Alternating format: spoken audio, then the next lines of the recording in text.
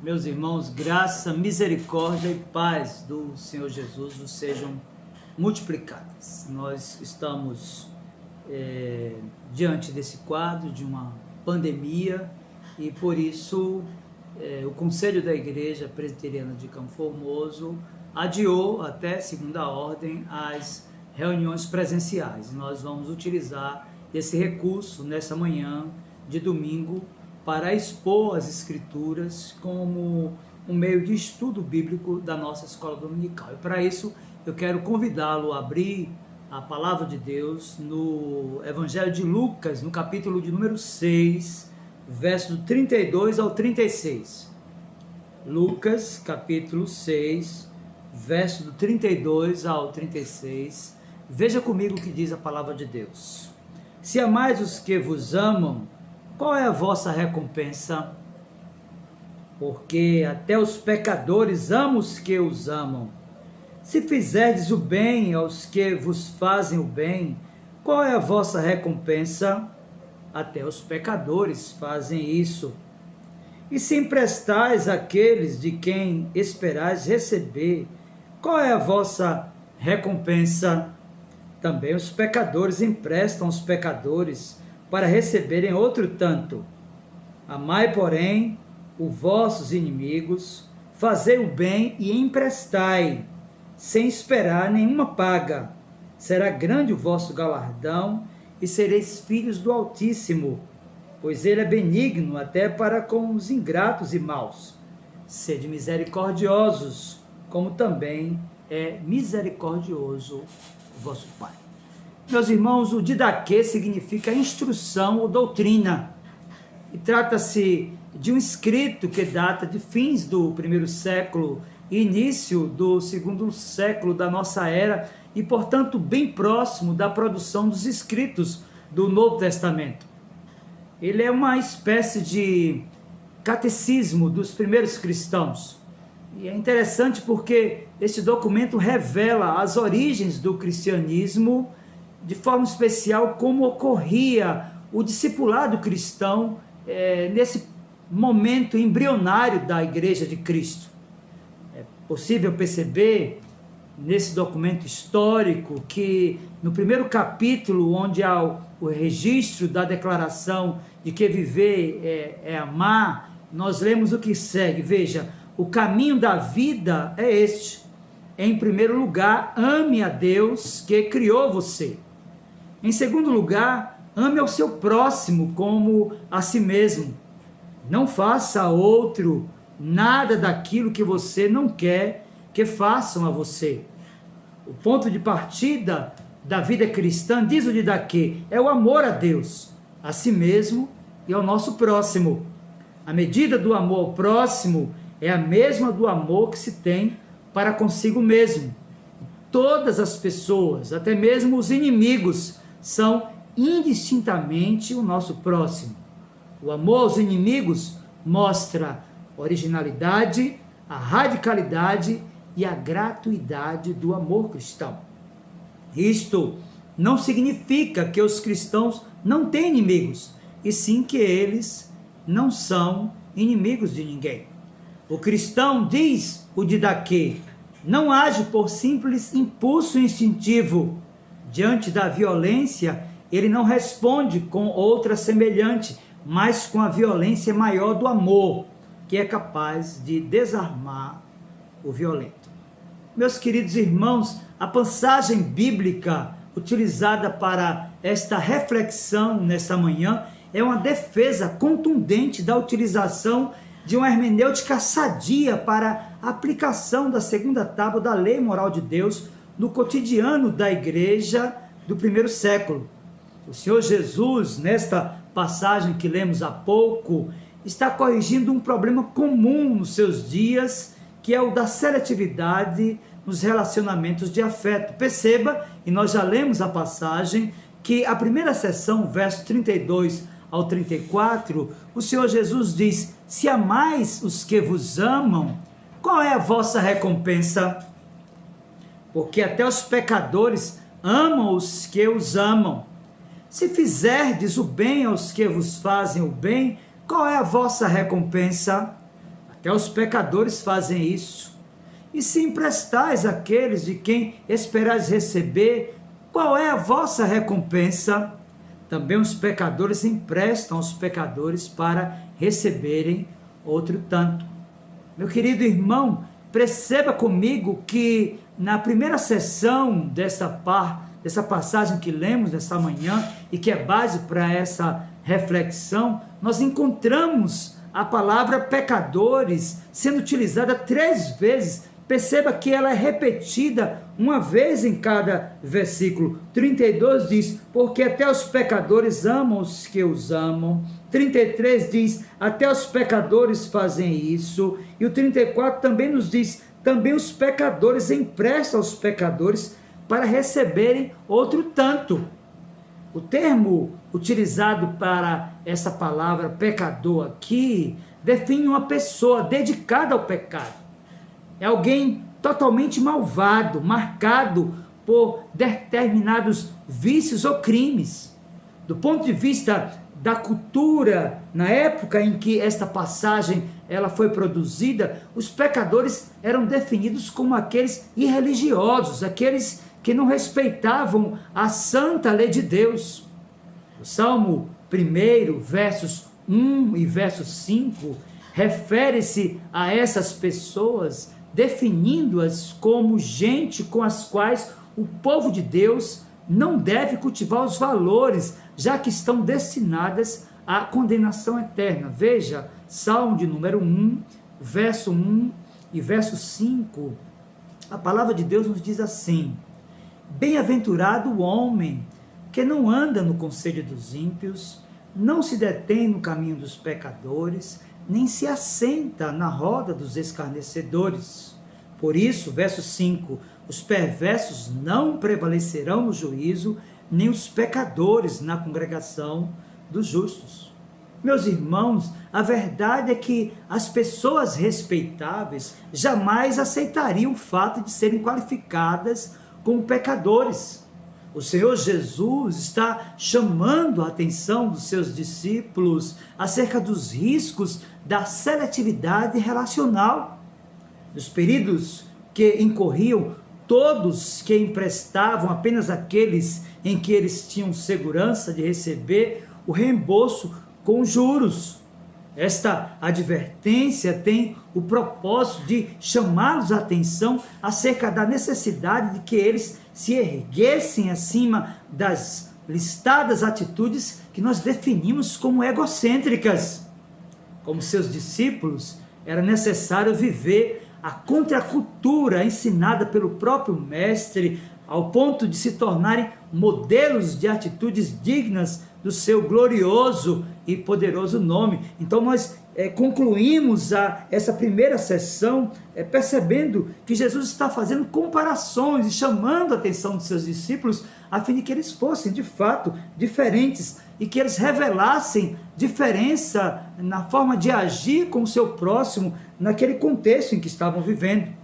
Mas o texto segue, agora Lucas capítulo 6, versos de número 35 e 36, o Senhor Jesus diz o seguinte: amai, porém, os vossos inimigos, fazei o bem, emprestai, sem esperar nenhuma paga. Será grande o vosso galardão e sereis filhos do Altíssimo, pois ele é benigno até para com os ingratos e maus. Sede misericordiosos, como também é misericordioso o vosso Pai. Perceba comigo que esta segunda sessão tem no seu início uma ordem, e é uma ordem objetiva que nós encontramos em toda a Escritura, tanto no Antigo quanto no Novo Testamento, a ordem de amar. E é importante, antes da abordagem a esta ordem, definirmos primeiro o amor do ponto de vista bíblico. Então, são 3 as palavras que qualificam o amor segundo as Escrituras. A primeira palavra, muito conhecida, é eros. E o amor eros geralmente expressa a ideia de amor entre um homem e uma mulher. Um amor mergulhado em paixão e romantismo, transmitindo também um sentido de desejo passional, sensual e até mesmo sexual. A segunda palavra para amor é philos, que pode ser compreendido como sendo um sentimento de simpatia natural, uma profunda amizade e carinho que alguém dispensa aos seus amigos e familiares. A terceira palavra é ágape, ou seja, o amor ágape descreve o sentimento ativo de benevolência para com outra pessoa. Significa que não importa o que essa pessoa nos faça, jamais poderemos lhe desejar outra coisa que não seja o melhor. Esta, a terceira definição de amor que o Senhor Jesus está ensinando aos seus discípulos. E é importante destacarmos que não há aqui uma recomendação ou um conselho ou uma indicação a ser seguida, mas eu quero lembrar para você que o que nós temos aqui é uma ordem a ser atendida. A palavra amai aqui, como no verso 35 de Lucas 6, é um verbo, e sendo um verbo, ela sinaliza e exige de mim e de você uma ação. O que é interessante é que este verbo, ele está no tempo presente do indicativo ativo. Algumas versões em português traduzem este presente como presente histórico, ou seja, é um pretérito que descreve o fato como se o leitor estivesse lá participando da própria ocorrência. A voz do verbo aqui é a voz ativa, ela representa o sujeito como o agente ou executor da ação. Nesse caso específico, é papel dos discípulos de Cristo amar de forma indiscriminada. E o modo verbal aqui nos interessa bastante, é imperativo, que corresponde a uma ordem de comando emitida por uma autoridade. Então, o significado da palavra amar aqui em relação às pessoas é de recebê-las com alegria, acolher, gostar muito, amar eternamente. O drama desta ordem é que a palavra amai é seguida de uma conjunção adversativa, porém, e a qualificação dos objetos desse amor é que vai trazer o maior drama para aqueles que estavam escutando a mensagem, certamente para muitos daqueles que me escutam nessa manhã, é que Jesus está está ordenando amar os próprios inimigos. Então, perceba que os versículos 35 e 36, eles nos ensinam grandes e tremendas verdades sobre a ética cristã. Primeiro, que a ética cristã, ela é positiva, ou seja, ela consiste em fazer a outros o que nós gostaríamos que os outros nos fizessem. Esta regra, meu querido irmão e amigo, aparece em muitos escritores de diversos credos em sua forma negativa. Por exemplo, Filo, o grande judeu de Alexandria, disse: não faça a outrem o que você odeia sofrer. E Sócrates, o orador grego, disse: não faça a outros aquelas coisas que lhes zangam quando as sofrem às mãos de outros. Os estoicos tinham uma de suas regras básicas, a seguinte: veja, não faça a outros o que não quer que façam a você. Quando Confúcio foi perguntado: existe alguma palavra que possa servir como regra para ser praticada a vida inteira? Ele respondeu: não poderia ser a palavra reciprocidade? Não faça a outros o que não deseja que façam a ti mesmo.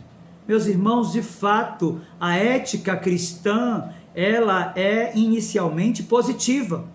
Mas, em segundo lugar, a ética cristã, ela está apoiada numa coisa extra. Ou seja, Jesus descreveu os caminhos comuns da conduta consciente e logo os despediu com esta pergunta: que mérito tem? A pergunta de Jesus é a seguinte: quão melhores são que as pessoas comuns. Então os que temiam o Senhor falavam uns aos outros. Veja o que diz a Escritura, lá em Malaquias capítulo 3, a partir do versículo 16. O Senhor atentava e ouvia, havia um memorial escrito diante dele para os que temem ao Senhor e para os que se lembram do seu nome. Eles serão para mim particular tesouro, naquele dia que preparei, diz o Senhor dos Exércitos. Poupá-los-ei, como um homem poupa a seu filho que o serve. Então vereis outra vez a diferença entre o justo e o perverso, entre o que serve a Deus e o que não serve. Meu irmão, é importante compreender que de fato a ética cristã está apoiada nessa coisa extra. Nós precisamos ser de fato diferentes. É importante, amparados por esse conceito de amor revelado nesta passagem de Lucas e amparados por esses dois conceitos da ética, fundamentarmos as nossas ações ao ponto de que as pessoas vejam em nós diferença, não somente nos conceitos e valores que temos, mas sobretudo em nossas ações. Mas é importante que pensemos que a ética cristã, ela está centrada em uma comparação vertical. Daí, não devemos nos comparar com os nossos vizinhos. Essa comparação pode ser muito adequada, contudo devemos nos comparar com o próprio Deus. Nesta comparação, todos nós nos encontraremos em falta. Perceba, pela própria Escritura e pela graça comum de Deus, que Ele envia a sua chuva sobre justos e injustos. Ele é amável com o homem que lhe dá gozo e com aquele que entristece o seu coração. O amor de Deus abraça tanto o santo quanto o pecador. É esse amor que nós devemos copiar, lembrando daquilo que o próprio mestre ensinou aos seus discípulos e que está registrado no Sermão do Monte, lá em Mateus capítulo 5, a partir do versículo 44 ao 47, que nos diz: eu, porém, vos digo, amai os vossos inimigos e orai pelos que vos perseguem, para que vos torneis filhos do vosso Pai Celeste, porque Ele faz nascer o seu sol sobre maus e bons, e vi chuvas sobre justos e injustos. Porque se amardes os que vos amam, que recompensa tendes? Não fazem os publicanos também o mesmo? E se saudardes somente os vossos irmãos, não fazeis, que fazeis demais? Não fazem os gentios também o mesmo? Meus irmãos, a passagem de Lucas se encerra com a seguinte declaração. Veja agora Lucas capítulo 6, verso 36. Sede misericordiosos, como também é misericordioso o vosso Pai. Esta afirmação aqui, meu querido irmão e amigo, tem o objetivo de despertar os discípulos para que imitassem o próprio Deus. João capítulo 3, versos 15 e 34 diz: porque eu vos dei o exemplo, para que, como eu vos fiz, façais vós também. Novo mandamento vos dou, que vos ameis uns aos outros, assim como eu vos amei, que também vos ameis uns aos outros. Se você abrir a sua Bíblia agora em Romanos capítulo 15, a partir do versículo 2 e até o versículo 7, você vai encontrar as recomendações do apóstolo Paulo falando acerca da necessidade do amor. E ele diz: portanto, cada um de nós agrade ao próximo no que é bom para a edificação, porque também Cristo não se agradou a si mesmo, antes, como está escrito, as injúrias dos que te ultrajavam caíram sobre mim, pois tudo quanto outrora foi escrito para o nosso ensino foi escrito, a fim de que, pela paciência e pela consolação das Escrituras, tenhamos esperança.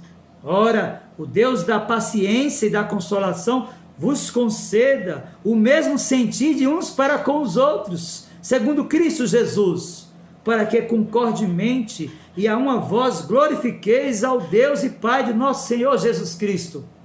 Portanto, acolhei-vos uns aos outros, como também Cristo nos acolheu para a glória do próprio Deus.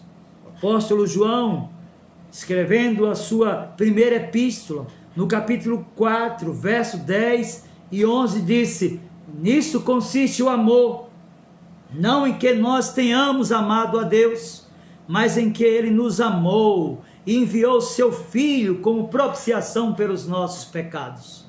Amados, se Deus de tal maneira nos amou, devemos nós também amar uns aos outros. Meus queridos irmãos e amigos, nós iniciamos esta breve reflexão fazendo alusão à forma fraterna e acolhedora como os cristãos primitivos viveram entre o final do primeiro século e o início do segundo, e está registrado no Pequeno Didaquê. Eu quero concluir a mensagem nesta manhã, chamando a sua atenção acerca de alguns ensinos. O primeiro: a medida do amor ao próximo deve ser a mesma do amor que se tem para consigo mesmo. Este é o nosso primeiro desafio ao ouvirmos a mensagem de Lucas, capítulo 6, versos do 32 ao 36.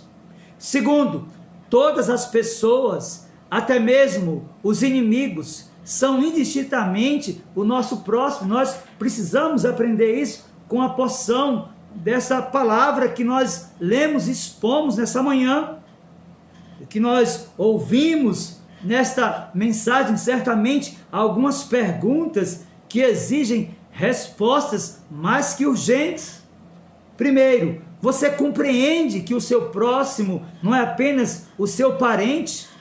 Você compreende que o seu próximo não é apenas o seu irmão da sua igreja, da sua denominação? Segundo, você consegue exercitar amor às pessoas de credos diferentes, de cor diferente, de condição econômica diferente, de condição intelectual, de opção sexual diferente? Meu querido irmão e amigo, se as respostas são afirmativas, você está buscando imitar a Deus.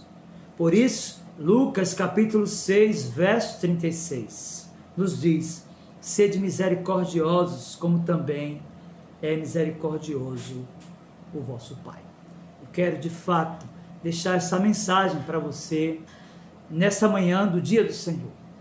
Dizer para você que o desafio do exercício do amor ao nosso próximo, diante desse quadro de pandemia, dessa condição em que nós estamos ainda no início aqui no nosso país, sobretudo aqui no município de Campo Formoso, que nós não sabemos onde vai chegar, nós teremos o grande desafio de ter o compadecimento, o altruísmo e, de forma especial, o amor ao nosso próximo, independentemente do credo, da relação consanguínea ou afetiva, que possa de fato justificar a nossa relação de pertencimento ao Senhor.